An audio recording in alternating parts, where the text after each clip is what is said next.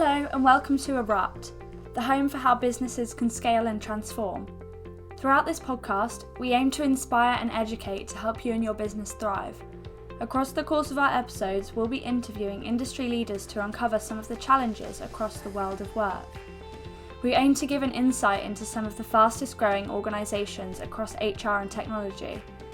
Please follow us on our journey to ERUPT and elevate your business. This episode is from our ERUPT Learning and Talent Conference, which was hosted in September 2022. The conference focused on topics from developing emotional intelligence to creating a transparent future career. Within this session, our panel included Stan Horwitz, who is Head of Transformation at LRQA, Amber Harris, who is Assessment and Talent Strategy Specialist at Aon, and Sydney Samuels, who is the CEO of Loop, Not Luck. Our panel spoke about how 25 to 30% of workforce will be Gen Z by 2025. So how is this Gen Z shift controlling our future workforce and our emerging talent? I hope you enjoy, and make sure you check out the Go ERUPT website for further content and for all videos on demand.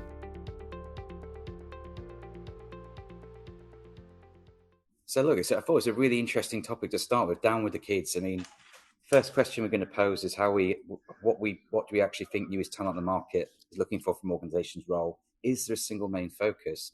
But I suppose the other question I want you guys to think about is why? Why are we bothered about, new talent? Why is it not about entry talent? Are there, other demographics of people potentially we should also be focusing on, older people re-entering into the workforce? There does seem to be this focus on Gen Z. But let's kick off. What do you actually think the newest talent on the market is looking for from organization role? Is the single main focus? Who wants to take that?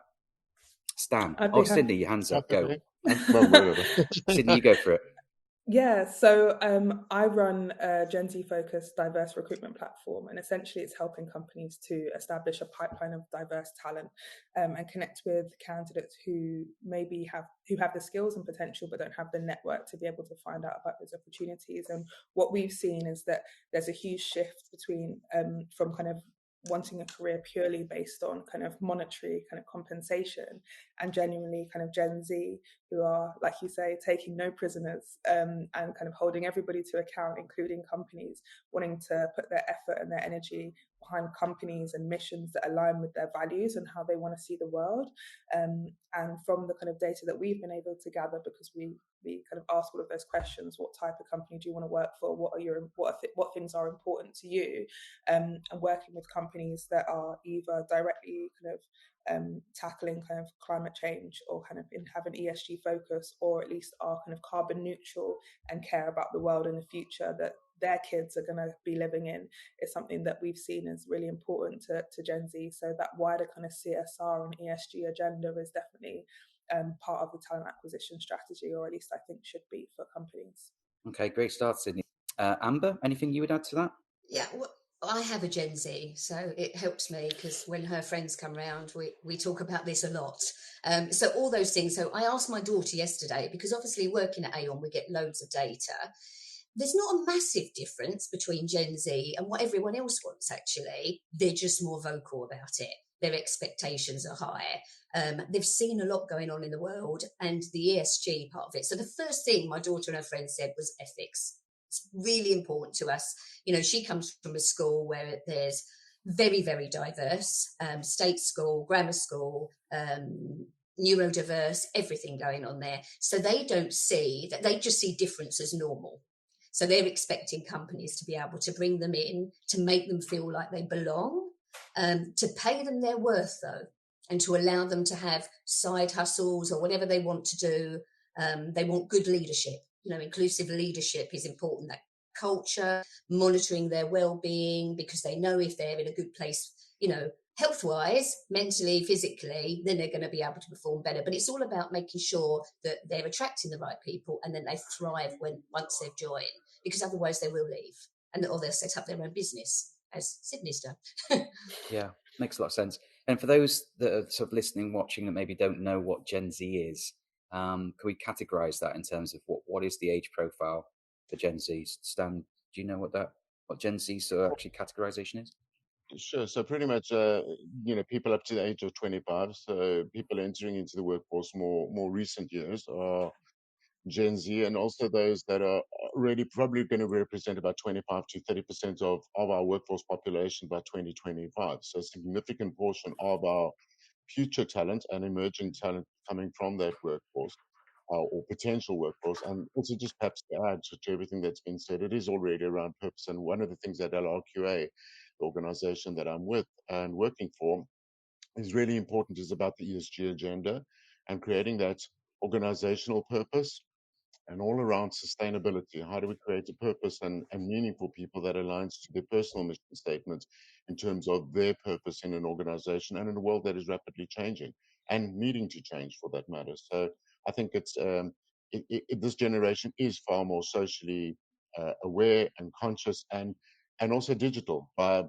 savvy and by birth. Okay, so I'm getting it. 25 to 30% of the workforce is Gen Z, so it's a very important population of people.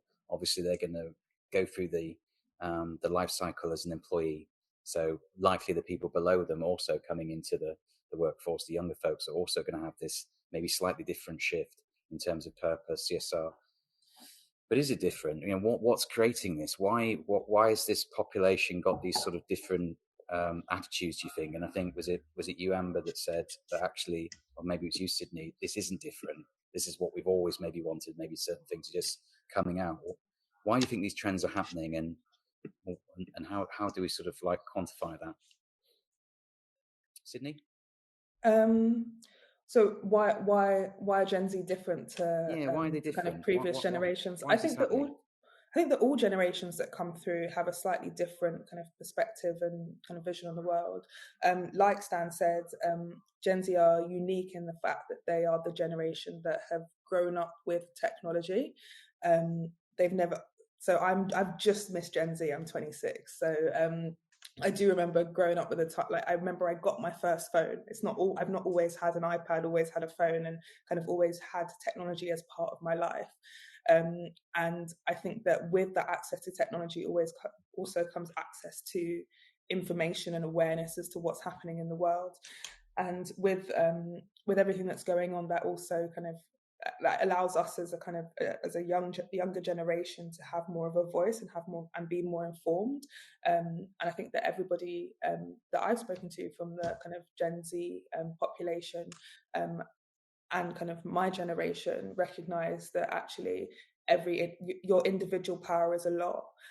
So kind of I think that Gen Z are kind of taking things into their own hands and saying, actually, if we want to create a future that's different to the kind of dystopian reality that we feel like we've been living in for the last 5 years, then everybody's got a responsibility to kind of to make decisions that align with that kind of happier future and kind of healthier future. So I think that it's the access to technology and information, and it's also the sense of personal ownership around kind of what your contribution to the world is going to be. And especially when everybody was kind of in the office, and even now when you're kind of spending 8 hours potentially on your laptop or working flexibly or remotely, you spend more time kind of at work with your colleagues than you do spending time with your friends and your family if you're working a full-time job. So that is probably one of the biggest contributions that you can make to society, what you do for work. So I think that a lot of Gen Z are empowered to make decisions that align with how they want to see the world. That makes a lot of sense. And I think the pandemic did, how young people were shut up. So they weren't going out and getting Saturday jobs, and they weren't doing, and there's so much knowledge there. So I look at my daughter and her friends, that are listening to podcasts and want to work out what news is real and what is fake. So there is this sort of, they want to understand why the things are happening in Russia. Why are these terrible things happening in the world? And what part did my generation play, and what can they do to do it better? My daughter started her own business at 14. it's you can do this now. Yeah. They're inspired by Steve Bartlett and all these people, and they're watching Dragon's Den and seeing young people doing all these things. So nothing's holding them back. Whereas in our generations, I think there was a little bit of imposter syndrome and what you should be doing at a certain age. And I see these young people now, and I'm just so excited that we've got these young people with a completely different viewpoint of the world that are going to be able to add in cognitive diversity that we've not really had before. All of these innovators. You think about some of these huge innovators out there, they started young.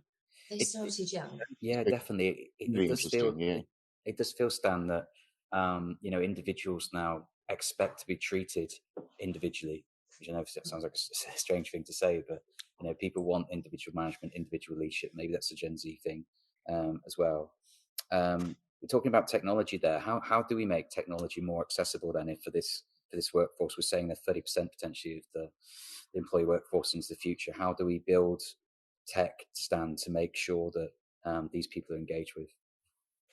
I think that's really probably one of the key questions. Is I think obviously as a Generation Z is far more not just conscious, but the way of interacting is far greater using social media and social technologies. So all the technologies that exist are where they're pretty much living most of their lives, more so than other generations. So our other older generations are still have more of a balance. There's a shift in terms of the time spent on social media, and specifically things like the metaverse, which is something that I'm particularly passionate about as a way of engaging with for business, and not just for social purposes. I think we think of Down with the Kids, we think of kids as people that are on the metaverse playing games and interacting, with friends in social spaces. But more and more, the metaverse is being used for business purposes as a way of engaging. And so from a talent perspective and the talent attraction, as well as development and engagement perspective, the metaverse is becoming a massive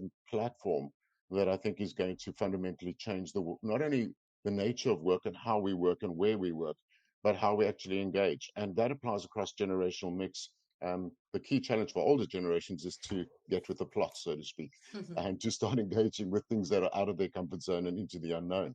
And for this generation, it's something that is already known. It's part of their emerging reality. So they're curious and they want to explore and they want to make a difference, and they want to be with people that are making a difference and with organizations that are making a difference. So the key is to utilize the technologies that this generation are utilizing and bringing that into organizations, but also so getting out of our comfort zones and bringing it to ourselves, if that makes any sense.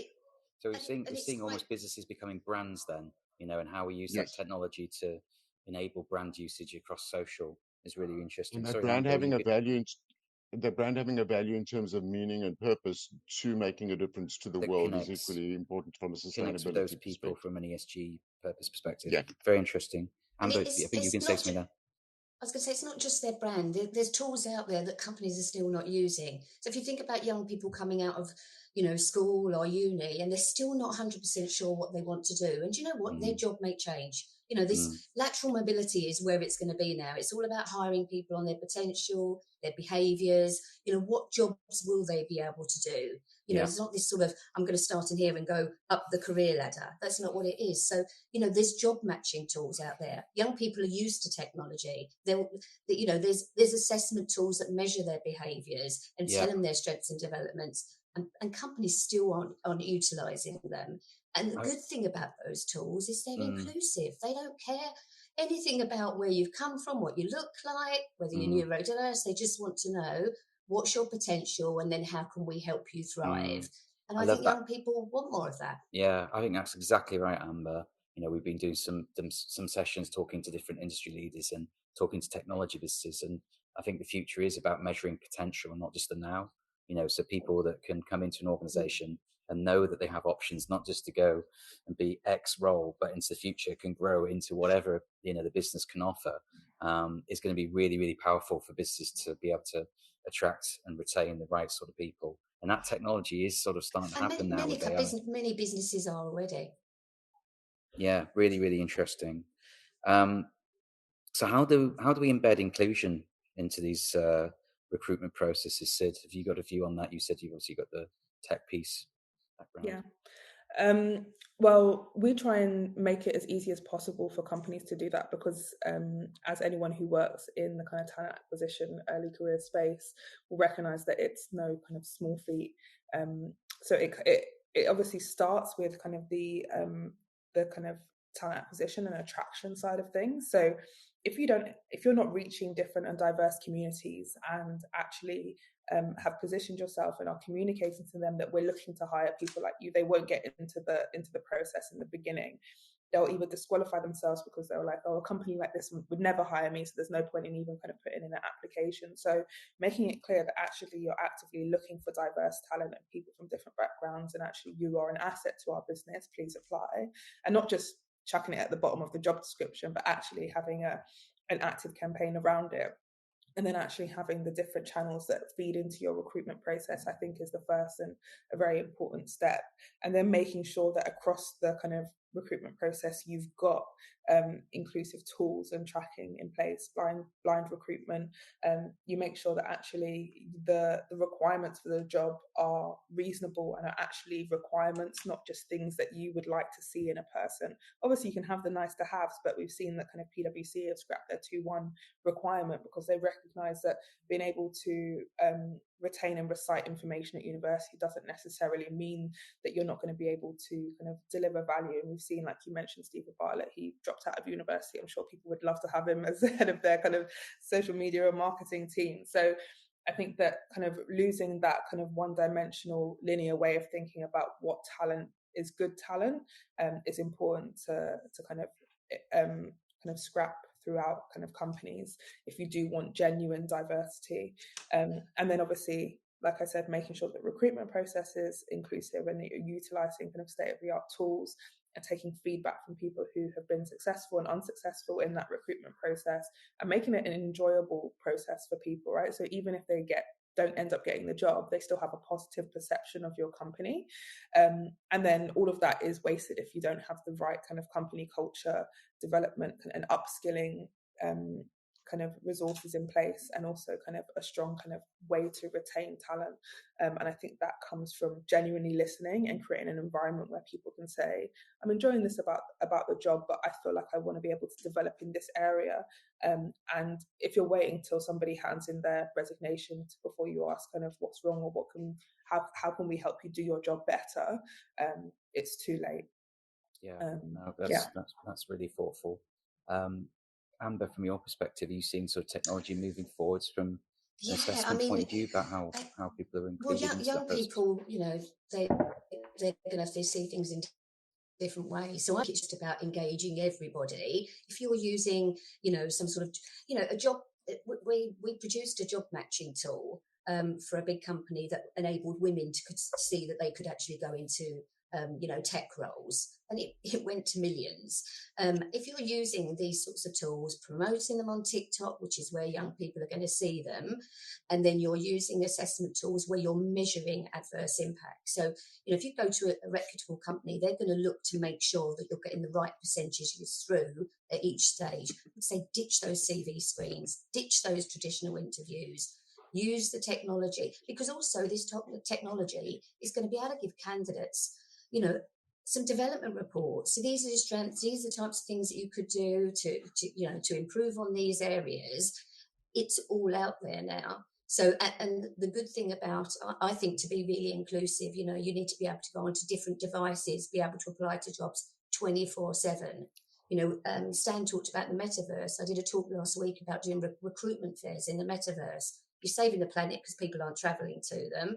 They're able to go in there, pick their avatar. You can be who you want. You can be someone completely different to what you actually look like, or you can be who you want. No one is then going to judge you on what you look like. It's purely on the potential if you're using the right tools in there. So it's really exciting where things are going. And I think this generation, they were brought up on Minecraft when they were 3. And, they're still in the metaverse, constantly in the metaverse. And thank goodness, because in lockdown, they wouldn't have been able to socialise if they didn't have that. So it's just taking these tools that young people are used to and bringing them into the business world. Well, they're already there.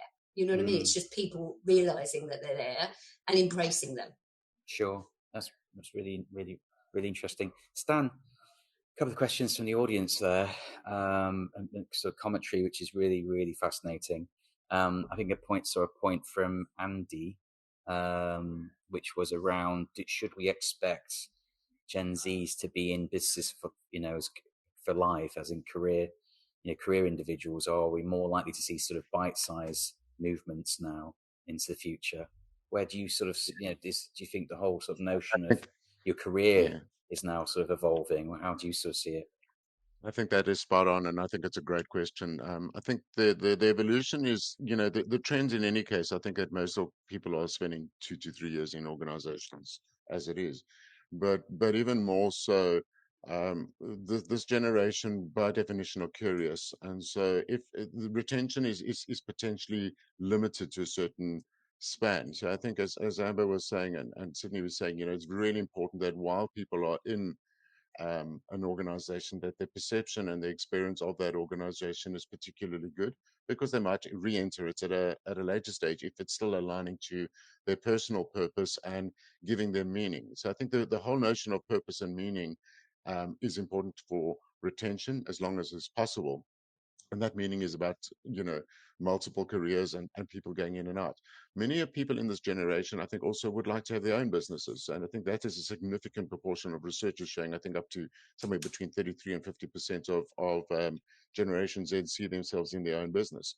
So we can have a lot of talent attraction and retention strategies, but at the end of the day, they might be for short periods of time, and people re-entering in and seeing their careers as rather something that is evolving than something that is fixed and static and certainly not hierarchical. So I think we're going to see a lot more around matrices within organizations, program type of work where people get multiple and different ways of experiencing work differently. And as long as that is feeding people's curiosity, purpose, and meaning, then I think we will be able to retain people for longer. But the notion of long-term retention, I think, for the generation will be even shorter lived than what we're currently experiencing with millenniums. Yeah. Thanks, Dan. Do you think then, guys, then certain jobs are going to be harder and harder to fill? Because, for example, we've already seen that there's I think it's the highest number of vacancies ever in certain sort of sectors. Can't get people now to go out and do certain roles. We just lost that battle. Is there a limited purpose, potentially in being somebody who, picks fruit, for want of a better example, or whatever it might be, because they all want to be running the business. How do we solve that? What's your thoughts? I think there needs to be a shift in kind of perspective in terms of, if somebody believes that they're not kind of doing their best work and they're not delivering value, then actually neither the company nor the candidate should want to be there, right? And if they are thriving, if they are kind of excelling within their role, then it's a lot less likely that they're going to leave. So in some ways, you could kind of say that, like, they're doing companies a favor if they don't believe that this is the right place for them, and they're kind of jumping ship before kind of just becoming dead weight. And you kind of see people sticking careers just for the sake of it for 20, 30 years. And there is definitely some value and some knowledge that gets retained within teams when people do that. But I think that it's just about companies setting up an environment for when people start, to get them trained up quickly, which kind of is great for everyone anyway in terms of the business, and to help people to deliver as much value as possible, and having those fresh people coming in and saying, why are we doing it this way? So, oh, we've done it that way for the last 10 years. Actually having those fresh people coming in and innovating and delivering value up until the point where they're not, could be seen as a good thing for businesses to help keep that kind of innovative and kind of forward thinking and disruptive mindset when you haven't got the same people doing the same things the same way for years and years on end. It's difficult. I think that a lot of companies think, oh my god, we have to be doing so much more, and it's going to be so time consuming, and it's kind of never ending, and we're going to be chasing the candidates rather than the other way around. But actually, all of these things make companies a better company. So it's kind of like the market will kind of tell you as and where you need to kind of level up, or where you're doing really well as an organization. Skills will be more difficult to attract and to retain as the world of work changes. So we're going to see a lot of more robotic automation of processes of transactional type of work. So the level of skill required is going to be different. And this generation is possibly more, because of their tech savvy, is possibly more intuitively positioned for some of those kind of roles. I think the nature of work is going to change. I think we're going to be seeing a lot more of the digital skills coming to play, as well as obviously the so-called soft skills, which I call the hard skills. And that's going to be the challenge of managing that combination going forward. How do you develop really difficult skills? For example, holding difficult conversations in organizations, dealing with conflicts, dealing with those sort of things which are not technical skills. But on the technical skill side, I definitely think the world of work is going to radically change. Yeah. And So so Amber, the attracting going to be different. yeah, I think Amber, we're seeing, echoing what Stan says there, the movement towards, I think, a more empowered, hopefully, HR people function within organizations to sort of match up against all these different forces. And as Stan just said, the softer skills, sort of like coaching development for people throughout the organization, obviously for leadership management, more important now than ever, would you say? Yeah, completely. I mean, the one thing that we're talking to companies about is this sort of people management, because you're managing hybrid teams now. You've got to be more inclusive. You've got to manage, productivity, but you've got to manage well-being as well. So one thing I would say, it starts way before you're even attracting people. You've got our education system in the UK is teaching people facts. We all know that. So it's about how do you get young people to realise that, if they are good at, computers, how do we then, 60% of tech roles are not getting filled. So it's going to have to come from job switches. It's going to have to come from young people. It's balancing all of those things. So yes, you've got the inclusive leadership once someone joins, and that is C-suite as well. If they're not embracing that, they're going to miss out. They're not going to thrive, these companies. But it's also, how do we get into these sort of young people to start preparing them for what they could be? Because they still don't know. Some of them have gone to university and picking courses because they just don't know what they want to do. But it's all this back to potential. Amazing, Amber. Okay, guys, we've got a couple of minutes left. We're going to put you on the spot. I want one tip from each of you for any leaders that are watching at the moment about how, what they should be thinking about, how can we empower them? Stan, give me one top tip for any leader that's watching about how they could maybe look after their workforce better, or any sort of technique or priority on the spot. I'd say 2 words: become curious as a C-suite, okay, as to what's possible, and prepare your organization for the future, and in every way, preparing for what's coming. And that means getting out of your comfort zone, getting into the unknown. Okay, so curiosity and the ability to sort of forecast. That's really interesting. Workforce planning is one of the things we would talk later about with Ben Kaminsky. Sydney? I would say walk the walk. Don't just talk the talk when it comes to diversity and inclusion. Make sure it's part of the kind of core identity, and it's fed through everything you do. And that in turn will help you when it comes to talent attraction, but then will also benefit the business as a whole. We all know diversity of thought and people from different backgrounds create better places to work and also more profitable and innovative companies. So I think that's just that would be my tip. I love that, authenticity and visibility, I think, for people. And Amber, finally? I would say stop seeing talent as a cost. There are so many talent leaders I speak to who say, how much is that going to cost? And see it as a return.